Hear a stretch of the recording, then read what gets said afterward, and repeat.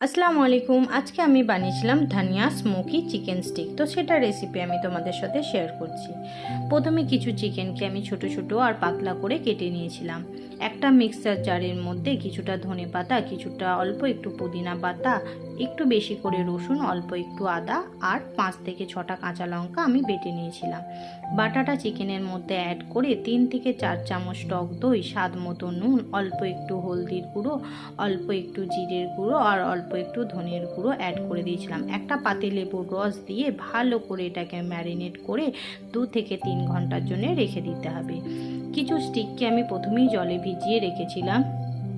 তারপর স্টিকগুলোর মধ্যে একে একে করে চিকেনগুলোকে এইভাবে গেঁথে নিতে হবে। সব কটা চিকেন রেডি হয়ে গেলে একটা প্যানের মধ্যে অল্প একটু তেল গরম করে প্রথমে চিকেনগুলোকে জোর আঁচে দুদিকেই লাল লাল করে ভেজে নিতে হবে উল্টে পাল্টে। তারপর আস্তে করে এটাকে